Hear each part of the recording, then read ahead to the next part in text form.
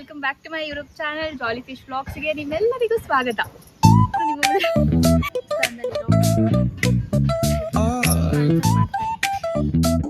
ಇವತ್ತು ಹರಿಸೇವೆ ದಿನ. ಇವತ್ತು ನಾವು ಬೆಳಗ್ಗೆನೆ ಆಲ್ಮೋಸ್ಟ್ 3 ಗಂಟೆಗೇನೆ ಎಲ್ಲರೂ ಎದ್ದಿದ್ವಿ. ಯಾಕಂದರೆ ಬೇಗ ರೆಡಿ ಆಗಬೇಕಾಗಿತ್ತು. ಆ್ಯಂಡ್ ಏನಕ್ಕೆ ಬೇಗ ಎದ್ದು ಹೋಗಬೇಕು ಅಂತಂದರೆ, ನಾವು 7 ಗಂಟೆಗೇ ನಾವು ದೇವಸ್ಥಾನಕ್ಕೆ ರೀಚ್ ಆಗಬೇಕು. ನಮ್ಮ ಮನೆಯಿಂದ ದೇವಸ್ಥಾನಕ್ಕೆ ಆಲ್ಮೋಸ್ಟ್ 1.5 ಗಂಟೆ ಟೈಮ್ ಬೇಕಾಗುತ್ತೆ. ಅದು ಕೆ ವಿ ಕ್ರಾಸಲ್ಲಿರೋದ್ರಿಂದ, ನಾವು ತುಮಕೂರಲ್ಲಿರೋದ್ರಿಂದ. ಸೊ 1.5 ಗಂಟೆ ಟೈಮ್ ಬೇಕು. ಆ್ಯಂಡ್ ಅಲ್ಲಿ ಹೋದ್ಮೇಲೆ ಕೂಡ ನಾವು ನಾನ್ ವೆಜ್ ಮಾಡ್ತಿರೋದ್ರಿಂದ ಎಷ್ಟು ಬೇಗ ಆಗಿ ನಾವು ಬೇಗ ಹೋಗಿ ನಾವು ಏನಂತಾರೆ ಬಲಿ ಕೊಡ್ತೀವೋ, ಅದಾದಮೇಲೆ ನಾವು ನೆಕ್ಸ್ಟು ಅಡುಗೆ ಮಾಡೋದಕ್ಕೂ ಎಲ್ಲ ಟೈಮ್ ಬೇಕು. ನಾವು ಮಧ್ಯಾಹ್ನ ಊಟಕ್ಕೆ ಗೆಸ್ಟಿಗೆಲ್ಲ ಬರೋದಕ್ಕೆ ಹೇಳಿದ್ವಿ.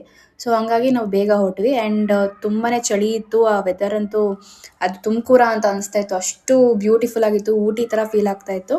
ಸೊ ಫೈನಲಿ ನಾವು ಬೇಗ ಬಂದು ಹತ್ಯಾಳ್ ನರಸಿಂಹಸ್ವಾಮಿ ಬೆಟ್ಟಕ್ಕೆ ಬಂದ್ವಿ. ನಾವು ಇವತ್ತು ಹರಸೇವೆ ಮಾಡ್ತಾ ಇರೋದು ಹತ್ಯಾಳ್ ನರಸಿಂಹಸ್ವಾಮಿ ಬೆಟ್ಟದಲ್ಲೇನೆ. ಈ ದೇವಸ್ಥಾನದಲ್ಲಿರೋದು 3000 ವರ್ಷದ ಹಳೆ ಸಾಲಿಗ್ರಾಮ ಶಿಲೆ ಆಗಿದೆ. ಏನಕ್ಕೆ ಹತ್ಯಾಳ್ ಅಂತ ಕರೀತಾರೆ ಅಂತಂದ್ರೆ, ಇಲ್ಲಿ 10 ಭುಜ ಇರುವ ನರಸಿಂಹನ ಸಾಲಿಗ್ರಾಮ ನೀವು ನೋಡ್ಬೋದು.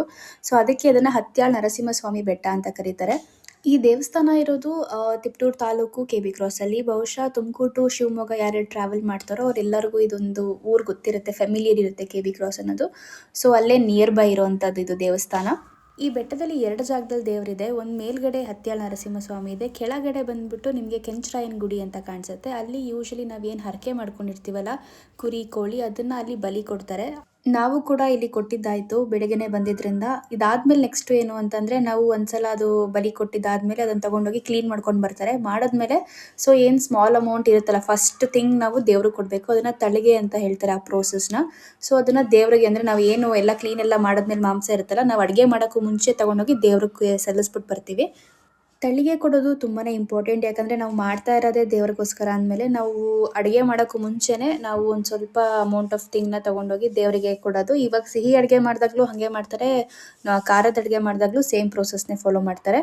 ಸೊ ಮೊದಲು ನಾವು ಏನು ಸ್ಮಾಲ್ ಅಮೌಂಟ್ ಆಫ್ ಇರುತ್ತಲ್ಲ ಅದನ್ನು ದೇವ್ರಿಗೆ ಒಪ್ಪಿಸಿ ಆನಂತರ ನಾವು ಅದನ್ನು ಬಳಸ್ಕೊತೀವಿ, ನಾವು ಕುಕ್ ಮಾಡಿ ಗೆಸ್ಟಿಗೆ ಕೊಡೋದಕ್ಕೆ ಅಂತ. ನಾನ್ ವೆಜ್ನ ನಾವು ಕೆಳಗಡೆ ಇರೋ ಕೆಂಚರಾಯನ ಗುಡಿ, ಇವಾಗ ನೀವು ನೋಡ್ತಾ ಇದ್ದೀರಲ್ಲ, ಇಲ್ಲಿ ನಾವು ತಳಿಗೆ ಅರ್ಪಿಸ್ತೀವಿ. ಆ್ಯಂಡ್ ನಾವು ಮೇಲ್ಗಡೆ ಗರ್ಭಗುಡಿಯಲ್ಲಿರೋದಕ್ಕೆ ನಾವು ಅದಕ್ಕೆ ಸಪ್ರೇಟಾಗಿ ಪಲಾರ ಅಥವಾ ಪ್ರಸಾದ ಅಂತ ಮಾಡ್ಕೊಂಡಿರ್ತೀವಿ. ಅದನ್ನು ತೊಗೊಂಡೋಗಿ ಅಲ್ಲಿ ಕೊಡ್ತೀವಿ. ಇವತ್ತು ನಾವು ಮಾಡ್ಕೊಂಡು ಹೋಗಿದ್ದು ಕಡಲೆ ಹಿಟ್ಟು, ಕೊಬ್ಬರಿ ಮತ್ತು ಬೆಲ್ಲ ಹಾಕಿ ಒಂದು ಸಿಂಪಲ್ಲಾಗಿ ಅದನ್ನು ಮಾಡ್ಕೊಂಡಿದ್ವಿ. ಅದನ್ನು ಅಲ್ಲಿ ದೇವ್ರಿಗೆ ಕೊಟ್ಟು ಅದಾದಮೇಲೆ ಅಲ್ಲೇ ಬಂದಿರೋ ಭಕ್ತಾದಿಗಳಿಗೆ ಹಂಚಿಬಿಡ್ತೀವಿ. ಈ ದೇವಸ್ಥಾನದಲ್ಲಿ ಪ್ರಸಾದ ಅಂತ ಅಂದಾಗೆಲ್ಲ ನೆನಪಾಗೋದು ಹಲಸಿನಣ್ಣಿಂದ ಒಂದು ಮಾಡ್ತಾರೆ. ನೀಟಾಗಿ ಹಲಸಿನಣ್ಣ ಹೆಚ್ಚಿಬಿಟ್ಟು ಅದಕ್ಕೆ ಬೆಲ್ಲ, ಕಾಯಿ ತುರಿ ಎಲ್ಲ ಹಾಕಿ ಆ ಪ್ರಸಾದ ನಂಗೆ ತುಂಬ ನೆನಪು ಬರುತ್ತೆ. ಯಾಕಂದರೆ ನಂಗೆ ಚೈಲ್ಡ್ಹುಡ್ಡಿಂದನೂ ಅದು ರಿಜಿಸ್ಟರ್ ಆಗಿಬಿಟ್ಟಿದೆ. ದೇವಸ್ಥಾನ ಅಂತ ಬಂದಾಗ ಇಲ್ಲಿ ಭಕ್ತಾದಿಗಳು ಏನು ಮಾಡ್ಕೊಂಡಿರ್ತಾರಲ್ಲ ಅದು ತುಂಬಾ ಫೇಮಸ್ಸು. ಅದು ಒಂದು ಟೈಮ್, ಇದು ಸೀಸನಲ್ ಆಗಿರೋದ್ರಿಂದ ಹಲಸಿನಣ್ಣು ಒಂದು ಟೈಮಲ್ಲಿ ಸಿಕ್ಕಾಪಟ್ಟೆ ಅದು ಪ್ರಸಾದ ಚೆನ್ನಾಗಿ ಓಡುತ್ತೆ.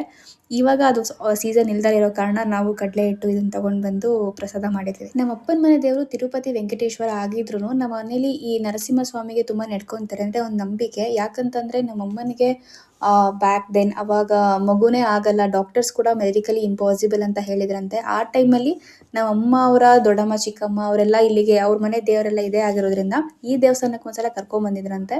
ಸೊ ಅವಾಗಿನ ಟೈಮಲ್ಲಿ ಅವಾಗ ಹೋಪೇ ಕಳ್ಕೊಂಡಿರ್ತಾರಲ್ಲ, ಇನ್ನೇನು ಆಗೋದೇ ಇಲ್ಲ ಅನ್ನೋ ಥರ. ಆ ಟೈಮಲ್ಲಿ ದೇವಸ್ಥಾನಕ್ಕೆ ಬಂದಾಗ ಅವರಿಗೆ ಇಲ್ಲಿ ಒಂದು ಏನು ಹರಕೆ ಕಟ್ಕೊಂಡಿದ್ದು ಅಂದರೆ, ನಿಂಗೆ ಮಗು ಆಗುತ್ತೆ, ಚಿಂತೆ ಮಾಡಬೇಡ ಅಂತ ಏನು ದೇವ್ರ ಕಡೆಯಿಂದ ಒಂದು ಅಪ್ಪಣೆ ಕೇಳೋದು ಅಂತ ಮಾಡ್ತಾರೆ. ಸೊ ಅಲ್ಲಿಂದ ಒಂದು ಅಪ್ಪಣೆ ಬಂದಾಗ ನಾನು ಹುಟ್ಟಿದ್ದು ಅಂತ ನಮ್ಮಮ್ಮ ನಂಬ್ತಾರೆ. ಆ್ಯಂಡ್ ಇವತ್ತಿಗೂ ಅಷ್ಟೇ ಕಷ್ಟ ಅಂದಾಗ ನಮ್ಮಮ್ಮ ನೆನೆಯೋದೇ ನರಸಿಂಹಸ್ವಾಮಿನ ಜಾಸ್ತಿ. ಸೊ ಹಂಗಾಗಿ ನಮ್ಮನೇಲಿ ಈ ಒಂದು ಹರಿಸೇವೆ ಇದೊಂದು ವಾಡಿಕೆ ತುಂಬಾ ಇದೆ. ಇಲ್ಲಿ ಪೂಜೆ ಎಲ್ಲ ಮುಗಿಸ್ಕೊಂಡು ನಾವು ತಂದಿರೋ ಪ್ರಸಾದ ಕೂಡ ಕೊಟ್ಟು ನಾವು ಇವಾಗ ಕೆಳಗಡೆ ಹೋಗಬೇಕು. ಯಾಕಂದರೆ ಇವಾಗ ಅಲ್ಲಿ ಫುಡ್ ಪ್ರಿಪ್ರೇಷನ್ ಸ್ಟಾರ್ಟ್ ಆಗಿರುತ್ತೆ. ಜೊತೆಗೆ ಗೆಸ್ಟ್ ಕೂಡ ಬರೋದಕ್ಕೆ ಸ್ಟಾರ್ಟ್ ಮಾಡ್ತಾಯಿದ್ರು. ಸೊ ಹಂಗಾಗಿ ನಾವು ಕೂಡ ಕೆಳಗಡೆ ಹೋಗ್ತೀವಿ. ಏನೇ ಪ್ರಿಪ್ರೇಷನ್ ಅಂತ ಎಲ್ಲ ಮಾಡಿಕೊಂಡ್ರು ಕೆಲವೊಂದು ಐಟಮ್ಸ್ ಮಿಸ್ ಆಗೇ ಬಿಡುತ್ತೆ ಅಂತ ಹೇಳ್ತಾರಲ್ಲ, ಹಾಗೇನೆ ನಾವು ಅಲ್ಲಿ ಹೋದ್ಮೇಲೆ ಕೆಲವೊಂದು ಬೇಸಿಕ್ ಥಿಂಗ್ ಕೂಡ ಮರ್ತ್ಬಿಟ್ಟಿದ್ವಿ. ಚಾಪೆ ಮತ್ತು ಟೀ ಸೋಸೋದು ಫಿಲ್ಟರ್ ಬರುತ್ತಲ್ಲ, ಅದನ್ನೆಲ್ಲ ಮರ್ತ್ಬಿಟ್ಟಿದ್ವಿ. ಸೊ ಅದನ್ನು ಮತ್ತೆ ಹೋಗಿ ತರೋಣ ಅಂತ ಕೆ ಬಿ ಕ್ರಾಸ್ ಕಡೆ ಹೋಗ್ತಾ ಇದ್ವಿ. ಆನ್ ದ ವೇ ಸಿಕ್ಕಾಪಟ್ಟೆ ಹಸಿವಾಗ್ತಾ ಇತ್ತು. ಹಾಗಾಗಿ ಫಸ್ಟ್ ಬ್ರೇಕ್ಫಾಸ್ಟ್ ಮಾಡ್ಕೊಳ್ಳೋಣ ಅಂತ ಬ್ರೇಕ್ಫಾಸ್ಟ್ ಮಾಡೋದಕ್ಕೆ ಇಲ್ಲೊಂದು ಕಡೆ ಸ್ಟಾಪ್ ಮಾಡಿದ್ವಿ. ಇಲ್ಲಿ ಫುಡ್ ಟೇಸ್ಟ್ ಚೆನ್ನಾಗೇ ಇತ್ತು, ಬಟ್ ಸರ್ವಿಸ್ ತುಂಬಾ ಸ್ಲೋ ಅಂತ ಅನಿಸ್ತು. ಯಾಕಂತಂದರೆ ನಾವು ಹೋಗಿ ಒಂದು 1/2 hour ಆದರೂ ಅವ್ರು ಅಟೆಂಡ್ ಮಾಡೋಕ್ಕೆ ಯಾರೂ ಬಂದಿರಲಿಲ್ಲ. ಬಹುಶಃ ನಾವು ಹೋಗಿದ್ದು ಬ್ರೇಕ್ಫಾಸ್ಟ್ ಅವರ್ ಆಗಿದ್ದರಿಂದ ಪೀಕ್ ಅವರ್ಸ್ ಅಂತಲೇ ಅಂದ್ಕೊಳ್ಳಿ. ಸೊ ಹಂಗಾಗಿ ಸ್ವಲ್ಪ ಅವ್ರಿಗೂ ಅಟೆಂಡ್ ಮಾಡೋದಕ್ಕೆ ಕಷ್ಟ ಆಯಿತು ಅಂತ ಅಂದ್ಕೊಂಡೆ. ಅದಾದಮೇಲಿಂದ ನಾವು ಶಾಪಿಂಗ್ ಎಲ್ಲ ಮುಗಿಸ್ಕೊಂಡು ಏನೇನು ಬೇಕು ತೊಗೊಂಡು ವಾಪಸ್ ಬರೋ ಅಷ್ಟರಲ್ಲಿ ಭಟ್ರು ಕೂಡ ಎಲ್ಲ ಕೆಲಸ ಸ್ಟಾರ್ಟ್ ಮಾಡಿದರು. ಅವರು ಎಲ್ಲ ಕುಕಿಂಗ್ ಸ್ಟಾರ್ಟ್ ಮಾಡಿ ಮಾಡ್ತಾಯಿದ್ರು ಒಂದೊಂದಾಗಿ. ಕೆಲವೊಂದು ಐಟಮ್ಸ್ ಎಲ್ಲ ಆಲ್ರೆಡಿ ಮುಗ್ದಿತ್ತು. ಇನ್ನೂ ಒಂದು ಸ್ವಲ್ಪ ಐಟಮ್ಸ್ ಇವಾಗ ಸ್ಟಾರ್ಟ್ ಮಾಡ್ತಾಯಿದ್ರು ಮಾಡೋದಕ್ಕೆ.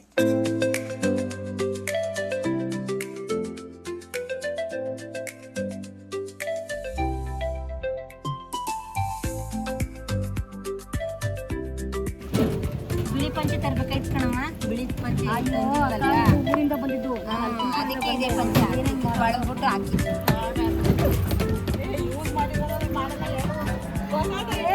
ಇದು ಅಕ್ಕಿ ಒಣಗಾಕಿ ರಾಗಿ ಒಣಗಾಕಿ ಇಟ್ಟರೆ ಬಟ್ಟೆ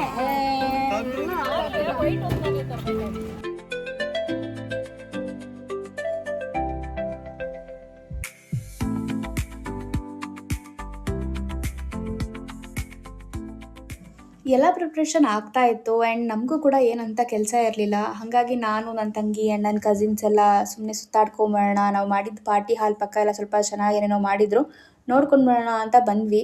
ಯೂಶ್ವಲಿ ನನಗೆ ದೊಡ್ಡವ್ರ ಜೊತೆಗೆ ಅಷ್ಟು ವೈಬ್ ಆಗಲ್ಲ. ಅಂದರೆ ಮೇ ಬಿ ನನಗೆ ಗಾಸಿಪ್ ಮಾಡೋದಕ್ಕೆ ನನಗೊಂದು ವೇವ್ ಲೆಂತ್ ಇದೆ. ಅಲ್ಲಿವರೆಗೂ ಅಷ್ಟೇ ಮಾಡೋದಕ್ಕೆ ಸಾಧ್ಯ. ಅದಕ್ಕೂ ಮೀರಿ ನನಗೆ ಗಾಸಿಪ್ ಮಾಡೋದಕ್ಕಾಗಲ್ಲ. ಸೊ ಹಾಗಾಗಿ ನಾನು ದೊಡ್ಡವ್ರ ಜೊತೆ ಯೂಶ್ವಲಿ ನನ್ನ ವೈಬೇ ಆಗಲ್ಲ. ಅವ್ರ ಜೊತೆ ನಾನು ಮಾತಾಡಿದ್ರು ಒಂದು 5ರಿಂದ 10 ನಿಮಿಷ ಅಷ್ಟೇ ನಾನು ಮಾತಾಡೋದು. ಅದು ಕಾಫಿ ಆಯಿತಾ, ತಿಂಡಿ ಆಯಿತಾ, ಆರಾಮಾಗಿದ್ದೀರಾ ಅಷ್ಟೇ. ಬಟ್ ಚಿಕ್ಕವ್ರ ಜೊತೆಗೆ ಅಂದರೆ ಡೇ ಫುಲ್ಲು ಇರ್ತೀನಿ. ನನಗಿಂತ ಚಿಕ್ಕವ್ರ ಜೊತೆಗೆ ಅದೇನೋ ಗೊತ್ತಿಲ್ಲ ವೈಬ್ ಆಗ್ತೀನಿ. ಬಟ್ ದೊಡ್ಡವ್ರ ಜೊತೆಗೆ ಸ್ವಲ್ಪ ಕಮ್ಮಿನೇ ವೈಬೆಲ್ಲ ಆಗುತ್ತೆ. ಮೇ ಬಿ ಬಿಕಾಸ್ ನನಗೆ ಅನ್ಸೋದೇನು ಅಂತಂದರೆ, ದೊಡ್ಡವರೆಲ್ಲ ಬರೀ ಏನಾಯಿತು, ಹಾಗಾಯಿತು, ನಾಳೆ ಏನಾಗುತ್ತೆ ಅನ್ನೋದ್ರ ಬಗ್ಗೆ ಜಾಸ್ತಿ ಯೋಚನೆ ಮಾಡ್ತಾರೆ. ಚಿಕ್ಕವ್ರ ಜೊತೆ ಟೈಮ್ ಸ್ಪೆಂಡ್ ಮಾಡೋದ್ರಿಂದ ಅವ್ರು ಬರೀ ಇವಾಗಿಂದ ಮಾತ್ರ ಮಾತಾಡ್ತಾರೆ. So they love to like be in the moment. So ನಾನು ಅದೇ ಥರನೇ ಎಕ್ಸ್ಪೆಕ್ಟ್ ಮಾಡ್ತೀನಿ. ಹಾಗಾಗಿ ನನಗೆ ಬೇಗ ಚಿಕ್ಕವರು ಜಾಸ್ತಿ ಜೆಲ್ ಆಗ್ತಾರೆ. ನನ್ನ ಜೊತೆನೂ ಅವ್ರು ಚೆನ್ನಾಗಿ ಇಂಟ್ರ್ಯಾಕ್ಟ್ ಮಾಡ್ತಾರೆ, ನಾನು ಅವ್ರ ಜೊತೆ ಚೆನ್ನಾಗಿ ಇಂಟ್ರ್ಯಾಕ್ಟ್ ಮಾಡ್ತೀನಿ. ಬಟ್ ದೊಡ್ಡವ್ರ ಜೊತೆಗೆ ಈ ಇಂಟ್ರ್ಯಾಕ್ಷನ್ ತುಂಬಾ ಕಮ್ಮಿ ಆಗೋದು. ಗೆಸ್ಟ್ಗಳೆಲ್ಲ ಬರೋದಕ್ಕೆ ಸ್ಟಾರ್ಟ್ ಮಾಡಿದ್ರು. ಸೊ ಹಾಗಾಗಿ ಜಾಸ್ತಿ ವೀಡಿಯೋಗಳನ್ನ ಮಾಡ್ಕೊಳಕ್ಕಾಗಿಲ್ಲ. ಅವ್ರ ಜೊತೆ ಮಾತಾಡೋದ್ರಲ್ಲೇ ಸ್ವಲ್ಪ ಟೈಮ್ ಹೋಯಿತು. ಹಾಗಾಗಿ ವೀಡಿಯೋಸ್ ಅಷ್ಟು ಕಾನ್ಸಂಟ್ರೇಟ್ ಮಾಡ್ಕೊಳಕ್ಕಾಗಿಲ್ಲ. ನಾವು ವಾಪಸ್ ಬರೋ ಅಷ್ಟರಲ್ಲಿ ಸಂಜೆ ಆಗಿತ್ತು. ನಾವು ಬೇಗ ಬಂದು ಸುಸ್ತಾಗಿದ್ದ ಕಾರಣ ಬೇಗ ಬಂದು ಮಲ್ಕೊಂಬಿಡೋಣ ಅಂದರೆ ತೋಟ. ಬಿಕಾಸ್ ಬೆಳಗ್ಗೆ 3 ಗಂಟೆಗೆ ಎದ್ದಿದ್ದರಿಂದ ಎಷ್ಟೊತ್ತಿಗೆ ಮಲ್ಕೋತೀವೋ ಅಂತ ಅನಿಸಿತ್ತು. ಸೊ ಹಾಗಾಗಿ ಬೇಗ ಬಂದು ಮಲ್ಕೊಂಡ್ವಿ. ಆ್ಯಂಡ್ ಬೆಳಗ್ಗೆ ನಾವು ಎದ್ದಿದ್ದು ಆಬ್ವಿಯಸ್ಲಿ 12 ಗಂಟೆಗೆ. ಎಲ್ಲರೂ ಲೇಟ್, ಎಲ್ಲರಿಗೂ ಸುಸ್ತಾಗಿ ಹೋಗ್ಬಿಟ್ಟಿತ್ತು, ಅಪ್ಪ ಅಮ್ಮ ಎಲ್ಲರಿಗೂ. ಅಂದು ನಮ್ಮ ಅಪ್ಪ ಬೇಗ ಎದ್ದು ಚಿತ್ರಾನ್ನ ಮಾಡಿದರು. ಅದನ್ನು ತಿಂದು ಇವತ್ತಿನ ಡೇನ ನಾವು ಸ್ಟಾರ್ಟ್ ಮಾಡಿದ್ವಿ. ಆಲ್ಮೋಸ್ಟ್ ಬ್ರೇಕ್ಫಾಸ್ಟ್ ಅನ್ನೋದಕ್ಕಿಂತ ಬ್ರಂಚ್ ಅಂತಲೇ ಹೇಳ್ಬೋದು. 12 ಗಂಟೆ ಹತ್ತತ್ರ 1 ಗಂಟೆ ಅಂದ್ಕೊಳ್ಳಿ, ಅಷ್ಟು ಲೇಟಾಗಿ ಹೋಗ್ಬಿಟ್ಟಿತ್ತು. ಹಾಗಾಗಿ ಇವತ್ತಿನ ನನ್ನ ಡೈಲಿ ಪ್ಲೇಟ್ ಸೀರೀಸಲ್ಲಿ ನೋಡ್ತಾ ಇರೋದು ನೀವು chitranna, which is very very basic. ಅದಕ್ಕೆ ಬೇಕಿರೋದೇನು ಅಂದರೆ ಎಣ್ಣೆ ಹಾಕ್ಬಿಟ್ಟು ಅದಕ್ಕೆ ಒಗ್ಗರಣೆಗೆ ನೀವು ಏನಂತಾರೆ ಸಾಸಿವೆ, ಜೀರಿಗೆ, ಕರಿಬೇವು ಹಾಕಬೇಕು. ಅದಾದಮೇಲೆ ಹೆಚ್ಚಿಟ್ಟಿರೋ ಈರುಳ್ಳಿ ಹಾಕಿ, ಹಸಿಮೆಣ್ಸಿನ್ಕಾಯಿ ಹಾಕಿ, ನಾವಪ್ಪ ಬೆಳ್ಳುಳ್ಳಿನೂ ಆ್ಯಡ್ ಮಾಡಿರಬೇಕು. ನನಗೂ ಗೊತ್ತಿಲ್ಲ ಏನು ಆ್ಯಡ್ ಮಾಡಿದ್ದಾರೆ ಅಂತ, ಬಟ್ ಮಾಡಿದರು, ಟೇಸ್ಟ್ ಸಿಕ್ತು. ಅದನ್ನು ಈರುಳ್ಳಿನೂ ಆ್ಯಡ್ ಮಾಡಿ ಅದನ್ನು ನೀಟಾಗಿ ಒಂದು ಸಲ ಫ್ರೈ ಮಾಡಿಕೊಂಡು, ಅದಾದಮೇಲೆ ಒಂದು ಸ್ವಲ್ಪ ಅರಿಶಿನ ಪುಡಿ ಹಾಕಿ, ಆಮೇಲೆ ಉಪ್ಪು ಸೇರಿಸಿ, ಆಮೇಲೆ ಸ್ಟವ್ ಎಲ್ಲ ಆಫ್ ಮಾಡಿ ಆದಮೇಲೆ ಕೊತ್ತಂಬರಿ ಸೊಪ್ಪು ಮತ್ತು ನಿಂಬೆಹಣ್ಣು ಹಾಕ್ತಾರೆ. ಆಮೇಲಿಂದ ಗೊಜ್ಜನ್ನ ತಣ್ಣಗೆ ಹಾಕ್ಬಿಟ್ಟು ಅದನ್ನು ಫ್ರೆಶ್ ರೈಸಿಗೆ ಕಲಿಸ್ಬಿಟ್ಟು ತಿನ್ನೋದಷ್ಟೇ. ಇಲ್ಲಿಗೆ ಈ ವಿಡಿಯೋನ ನಾನು ಎಂಡ್ ಮಾಡ್ತಾ ಇದ್ದೀನಿ. ಈ ವಿಡಿಯೋ ನಿಮ್ಗೆ ಇಷ್ಟ ಆಗಿದೆ ಅಂತ ಅಂದ್ಕೊಳ್ತೀನಿ. ಇಷ್ಟ ಆಗಿದೆ ಲೈಕ್ ಮಾಡಿ, ಶೇರ್ ಮಾಡಿ ಆ್ಯಂಡ್ ಸಬ್ಸ್ಕ್ರೈಬ್ ಮಾಡಿ.